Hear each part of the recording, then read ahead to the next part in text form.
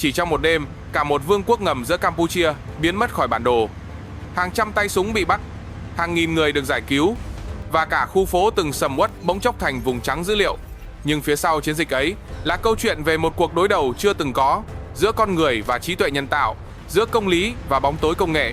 Hôm nay chúng ta sẽ cùng nhau lần theo từng bước của chiến dịch mang mật danh Bình Minh Thầm Lặng, nơi lực lượng đặc nhiệm Thái Lan đã mở ra một trận đánh không tiếng súng, nhưng kết quả lại khiến cả khu vực Đông Nam Á phải bàng hoàng. Từ lúc xe bọc thép khởi động trong đêm, đến khi ánh sáng đầu tiên rọi xuống những căn phòng ngập dây điện và máy chủ, mọi chi tiết đều kịch tính như phim.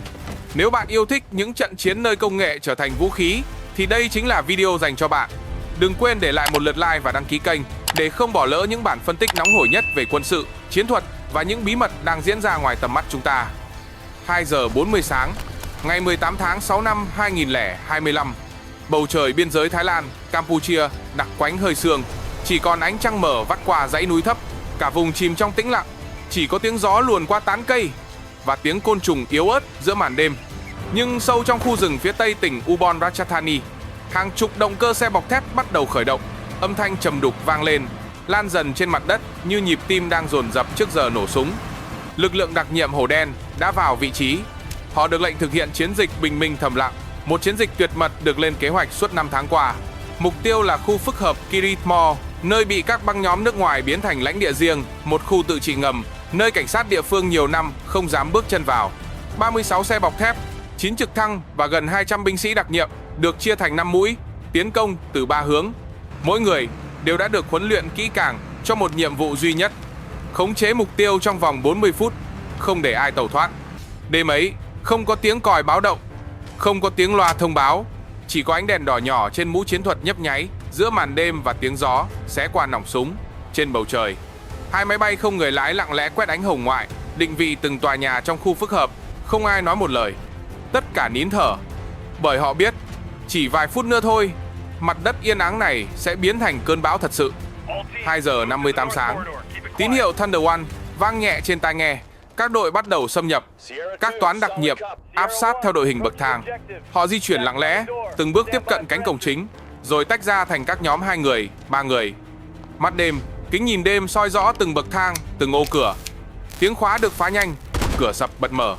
Ánh sáng trắng chói lóe. Họ vô hiệu hóa hệ thống báo động, khóa chặt mọi lối thoát, bắt giữ điểm canh trước khi đối phương kịp phản ứng.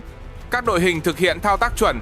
Một nhóm chiếm cầu thang, một nhóm lên tầng, một nhóm phong tỏa tầng hầm.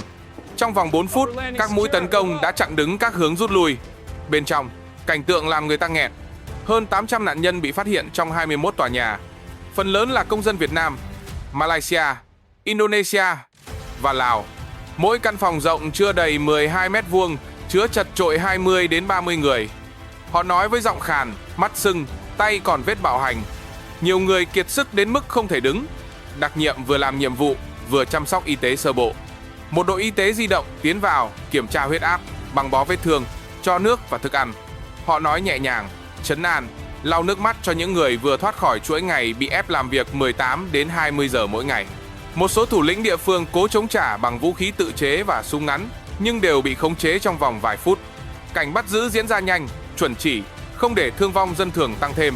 Khi ánh bình minh còn chưa lên, các đội đã giải cứu hàng trăm người, khóa chặt mục tiêu và thu giữ dấu vết ban đầu. Mọi động tác gọn, lạnh, như một cỗ máy được luyện tập nhiều tháng trời. Những người lính biết rõ họ vừa chạm vào một mạng lưới lớn hơn họ tưởng. 3 giờ 35 sáng, đội trinh sát điện tử phát hiện tín hiệu bất thường phát ra từ tầng hầm tòa nhà mang tên Imperial Plaza. Sóng nhiệt cho thấy bên dưới có khu vực kín sâu hơn 10 mét, được bảo vệ bằng lớp cửa thép và khóa sinh trắc học. Khi nguồn điện dự phòng bị cắt, đặc nhiệm dùng thiết bị phá khóa từ tính mở đường. Cánh cửa thép dày gần 2 tấc bật ra, luồng khí lạnh phả lên. Trước mắt họ là một căn phòng rộng như nhà kho, kín đặc những dãy máy chủ xếp dài. Ánh đèn LED nhấp nháy xanh đỏ, tiếng quạt tản nhiệt rít đều đều như tiếng gió chạy qua hẻm sâu. Nhiệt độ trong phòng giữ ở mức 13 độ. Trên các màn hình, hàng chục dòng mã máy tính chạy liên tục. Một sĩ quan kỹ thuật nhận ra đó là hệ thống điều khiển trung tâm cho gần 20 nền tảng trực tuyến khác nhau. Dữ liệu truyền đi khắp khu vực châu Á, mỗi ngày ước tính có hơn 5 triệu giao dịch. Kiểm tra sơ bộ cho thấy đây là trung tâm điều hành của mạng lưới tội phạm công nghệ lớn nhất Đông Nam Á. Hơn 4.500 máy tính đang hoạt động không ngừng nghỉ, điều phối toàn bộ các đường dây lừa đảo, buôn người và rửa tiền. Tổng số tiền ước tính lên đến hơn 4 tỷ 700 triệu đô la Mỹ mỗi năm.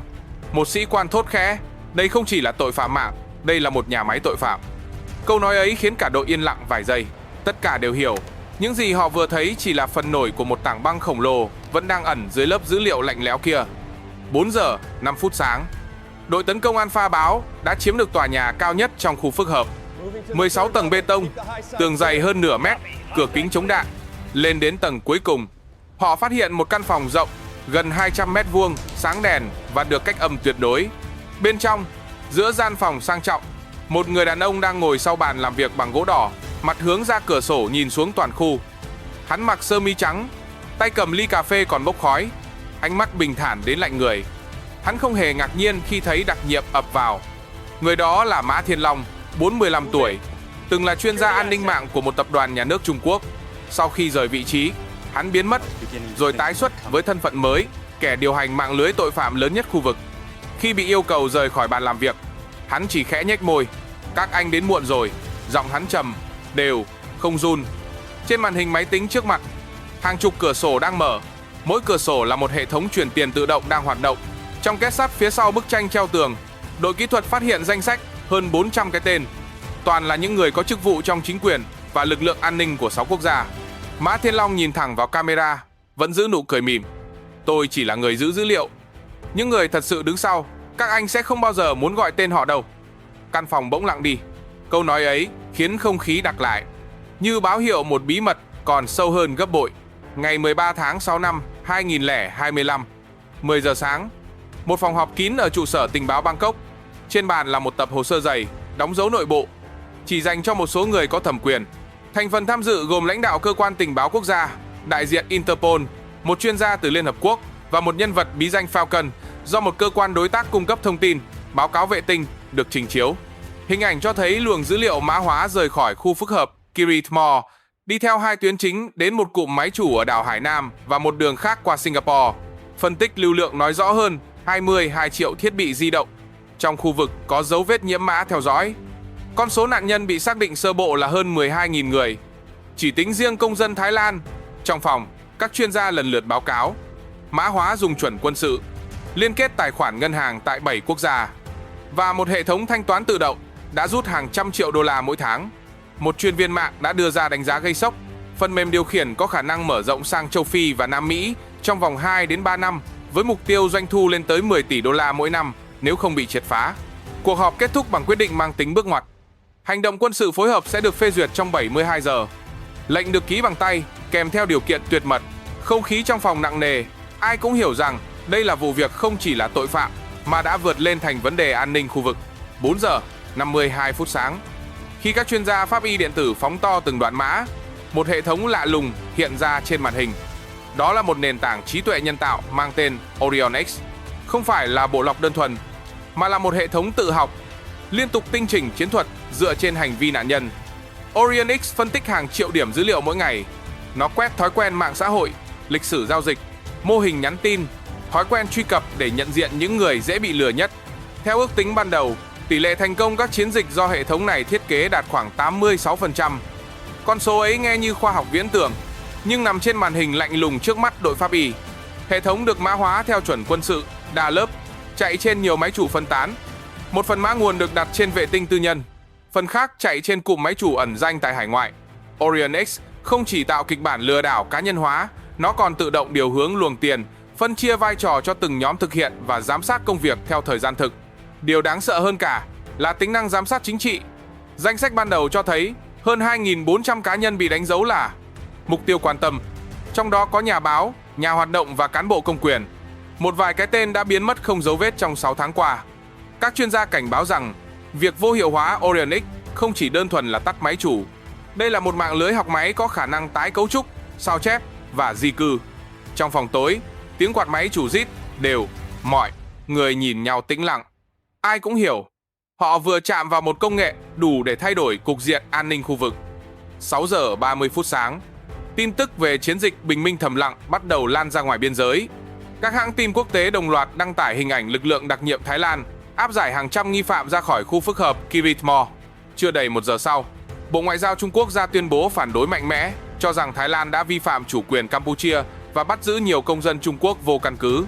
Phía Campuchia cũng lên tiếng, người phát ngôn chính phủ khẳng định Phnom Penh hoàn toàn không được thông báo trước về chiến dịch và đang yêu cầu phía Thái Lan giải trình.